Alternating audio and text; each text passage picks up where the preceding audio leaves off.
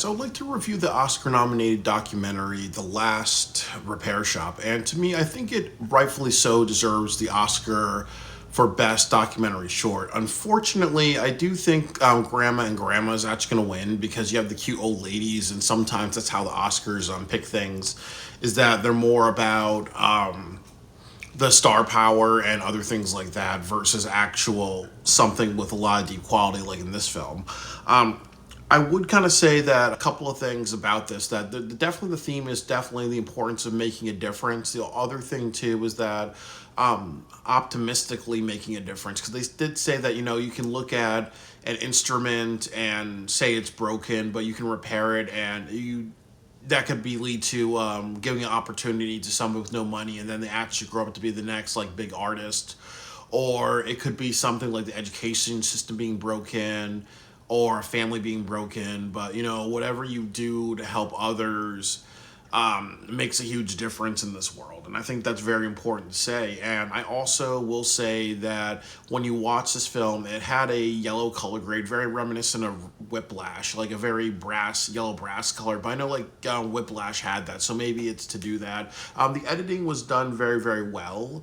The cinematography was done very well. They had a bunch of macro shots and full and like and the focal length was very, very close. Maybe they used a 70 millimeter, 135 millimeter, but it just shows it's more like a close in on objects. So that way you get shouted up the field. That way you kind of can emphasize the craftsmanship that goes into repairing instruments, such as using blow torches, giving them water baths, using like a wood glue and tape and other things like that. Really,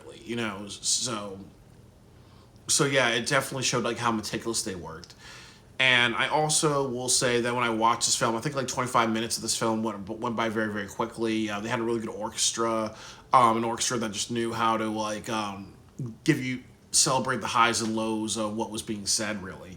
And I also will say that the last thing that I'll do say before I actually start with this review and go over my handy dandy notes is that I saw two things. I actually saw this in Greensboro, North Carolina, at the Red Cinema Theater, and it was actually a very beautiful theater. And if you're down in Greensboro, you should definitely go there. And I'll attach some pictures. Like there's beautiful graffiti art. There's a great like Blade Runner mural, and there's also the Joker mural, and a shout out to Stan Lee. And then the other thing that I'll say is that when I watch this film, I would say that the way that it's kind of structured is that it interviews like the four people that work at this place. And then also, I think what they say is kind of like a metaphor or an allegory for bigger themes. And I definitely will go through it with my handy dandy notebook. So and also too, it was kind of like very sequential.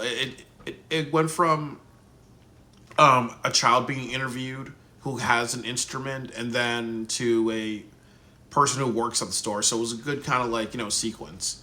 So it starts with an interview with a girl who has her issue is that like she plays like the violin very well, and the problem is that like in her personal life she has a lot of relatives with health issues, so she always has to like practice by herself or maybe get her sessions canceled because her parents have to look out for relatives who are in and out of the hospital, or if relatives actually need medication or other things, they have to kind of step in and be nurses. So she has to kind of work around that disadvantage. But definitely when she plays music, it makes her feel good. And but it also gave her the discipline to kind of work work on her skills by herself, really, because and that's kind of one of the things that I see with like these instruments. That's almost like people realize that's an opportunity to have an instrument, to have people go out of their way to provide them one, and that's really important. So obviously, if you get a golden ticket, you have to use that golden ticket. You don't just kind of not use it because you never know where you can go, really. So I really just think that that's also another theme at this as well. This place is located in Los Angeles, and it repairs and provides equipment to students in the Los Angeles district. In the repair shop, there are four departments. It's the brass department, the string department, the woodland department, and the piano shop. As I mentioned before, there's shallow depth of field shots. There's yellow color grade reminiscent of the movie Whiplash. There's macro and high focal length to emphasize the work being done to fix the items. It starts with someone, and what happens is that he works in strings, and he mentioned that he came out as a gay man at 27 years old in 1975, and he mentions that how what it's like to have a lack of support system, or that it's tough to be a kid, and then it's also just really tough to have struggles or not come from a supportive family, and that's kind of very allegorical. There's many kids who want to strive to make their lives better or be a musician and make their lives better, but they have family struggles, or maybe they have like gender identity and sexual orientation struggles. So his story's like an allegory for that. He thought about suicide, and he felt broken inside because of inner turmoil. But he was taught by his mother, and his mother he never mentioned that he was gay to his mother, but he did say that when it came to music and practicing music at home, she was always taught him to be persistent. So that's another thing too with it. As they say, practice makes perfect. And sometimes, when you don't have any answer to your life or what's going on, just do what you're good at and just keep on doing it, keep on doing it. Because I've dealt with bullying and racism and ableism and the Connecticut film community. And I've always kind of kept making short films or reviewed movies or do other types of crafts, really. And, never really give up. I have over 1,500 videos. So, no matter, so even if you feel lost or hurt, being persistent is very, very important. And the other thing is that he learned to come out, embrace, and he actually is now openly gay, and he actually has an openly gay couple family. It's not easy to be a kid, but at least he can repair instruments and provide instruments for kids, So definitely, it's a very powerful story, really, about, coming out, but also maybe being on the verge of suicide and just self-hate and just doing self-damage, really. But just making a life good for his child, and then also just working here, doing the best that he can to help other people. So a life around helping others, I think is really good. But also that message of being persistent, because sometimes in life we're not where we're at, we're not around the people that make us happy, but we have to keep on living, keep on going until we find all that. The next person in the interview is Patty. She works in the brass department, and she mentions that how when she cleans like horns, she finds like different items inside of it. She found batteries, candy, marbles, treasure trolls, and other items in the horn. Like, it's almost like, it gives her the kind of like this thing about, okay, well, what does the story tell? Oh, what does this tell about the instrument? It's kind of autobiographical, because you kind of are seeing all these things inside, all these things inside the instrument. She mentioned that she immigrated from Mexico. That at certain point she was too poor to feed kids, and she had no Christmas for some years. She was a single mother of 2 kids. She also felt very bad because her son wanted to play the clarinet, and she couldn't afford the $20 per week. And this was also in the 90s, so definitely that could have been like $50 or whatever dollars. She cries to the camera about being poor. So I'm not really a person that likes seeing that, because it does kind of feel like, sympathy points or a little melodramatic, but that's just my style. She worked at a music shop for 7 years, and it didn't pay that much. This music shop, then to get to work at this music shop where she's been repairing equipment, like that's higher paying, the one that she's in this interview for. She took a very hard exam to work at this repair shop, and she thought that she failed. She also thought that because she was the only woman in the group, that she also had a disadvantage. And, that stereotype of maybe women, like maybe men are better workers, or maybe men are more skilled with their hands than women. She kind of felt those ways, very insecure, but she actually beat those people, and she actually has this really high-paying job. They show beautiful montages of Shallowed Up the Field, of her assembling horns with a torch and water bath, and just screwing things in place. Right now, 25 minutes of the film went by really quickly. They also use wide shots to show the shop and the amount of tools that have to be used for each piece of equipment, and it also gave you the look, because it was shot at nighttime, just a sense of, just the long hours that they have to work. They cut to a girl who talks about how they cut to a little girl talking about how having a piece of equipment taught her to be disciplined. Like, it taught her just really to be present herself in a really good way, and just like shower, like brush teeth because you're gonna be on like stage and other things like that, and then also just practicing all the time. So it's, and also too, it was kind of like a good allegory of saying, what, this is what Patty accomplished, and all of her hard work and dedication and persistence accomplished, and now this is kind of the next generation almost. So I did kind of like that type of, you see her, then you see the next generation, you see Dwayne, the next person, and then the next generation. Dwayne works in the Woodlands department, and he had like the most kick-ass story out of all these guys. He learned how to play music because of a scene in a Frankenstein movie that inspired him. And what happened was, in the Frankenstein movie, Frankenstein's being chased by a bunch of people in town. Like, they look at him and they kind of just think that he's a monster and he deserves to be killed. And what happens is that Frankenstein's running through a forest and he hears music, and he goes into a house of a blind man, and Frankenstein's listening to his music. This guy actually feeds him, and he doesn't judge him. So it was kind of like almost like an allegory of how, there's so much.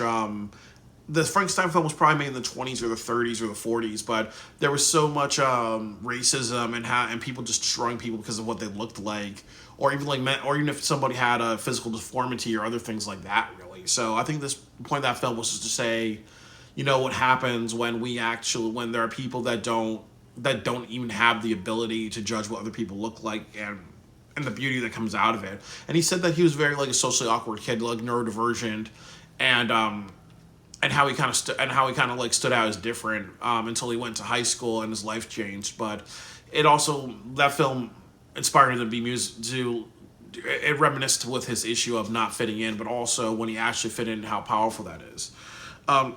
What happened in high school was that he was at a swap meet, and his mother fronted him $20 to buy a fiddle. Very lucky kid. If that was my dad, that would be the best joke being told all day. Can you lend me $20? And what happens is that he bought a fiddle. He took all the music classes that he could in high school, and he formed a band called the Bodie Mountain Express. And he plays music at a store, and Colonel Tom Parker comes in. He's the manager for Elvis. He was friends with Frank Sinatra and Liberace. He says, what, you guys have some talent. Why don't you do some concerts at a few houses? The house of Frank Sinatra, the house of Liberace. So in 1975, he opened for Elvis at his highest grossing one-night show. At Elvis's highest grossing one-night show, really. So, that was definitely, life-changing. The fiddle, and he's talking about how that $20 fiddle was just like a $20 lottery ticket. It really changed his life. He went to Japan. He went all over Europe. He went all over America as the Bodie Mountain Express, and really changed his life. And actually, when you listen to his music, it reminds me a little bit of the theme song for Shaft, like how it's a long like orchestra, and it definitely has like a bit of a funk type of vibe to it, even though it's not meant to be funk.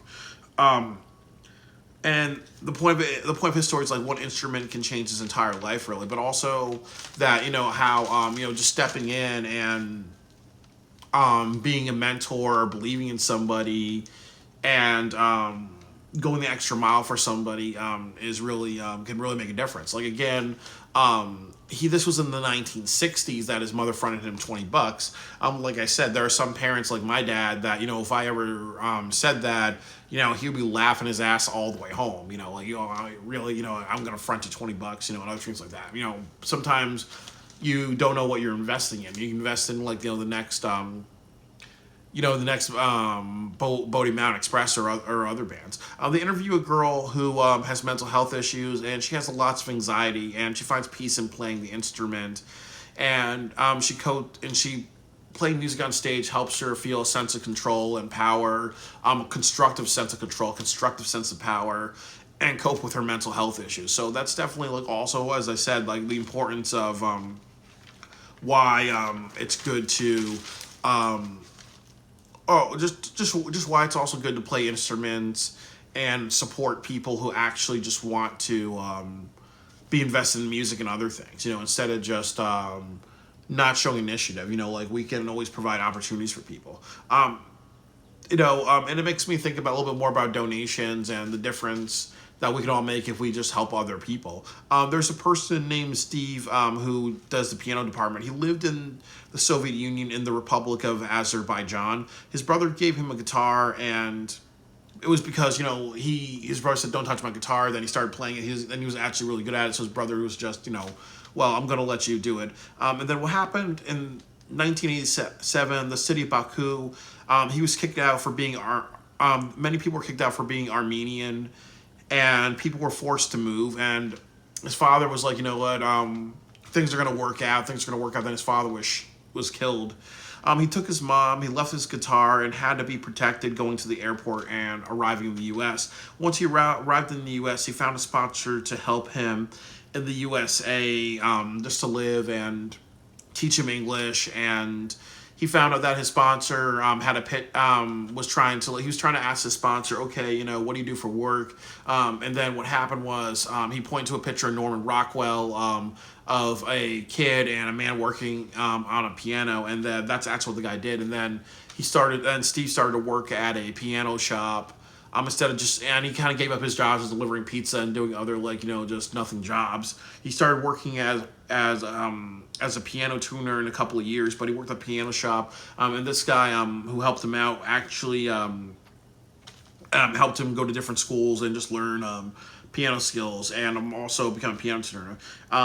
At the very end of the film, they show a montage of the kids that they helped at the end, and then also just an orchestra.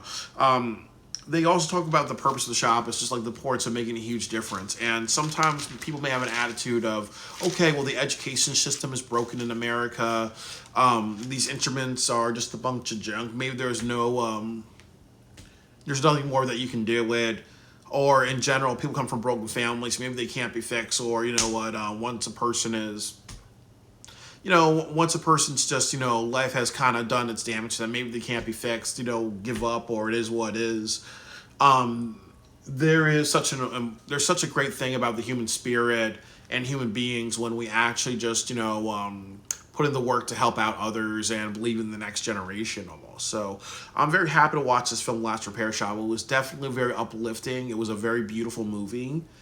And in my opinion, it mostly deserves the Oscar for Best Documentary because of its beautiful cinematography, its beautiful messages, and actually being a documentary, not a fucking biopic like Grandma and Grandma. And then also, too, I think with the characters, they told serious stories. It was a little melodramatic, but they were not kind of just... almost like Grandma and Grandma, you kind of just knew that they were being silly and whatever, just to kind of, even though that's their characters, to me, I feel like that's a little bit of grandstanding, because usually the Oscars are like this. Well, I do feel like here, I think that they took an issue and they took themselves seriously. But Grandma and Grandma, I think, part of it was that they're funny people, but I do think that I really like films where people intentionally make themselves serious for a serious subject matter. People just don't come off as comedy or cute to actually win something. I'm not really a fan of that because it's all manipulation games, But this one I feel it deserves it because actually the people that they're interviewing and other people here took it more seriously. The cinematography was great. I would also would say that it does have a more universal theme of just the difference anybody can make, and then also the difference that you can make if you persevere, you live through hard points of your life, and you actually make a difference in somebody else's life. So it's a very beautiful and powerful film with a timeless message, and rightfully so, it deserves the Oscar. And if it doesn't, I'm gonna be pissed off right now, to quote Eric Cartman.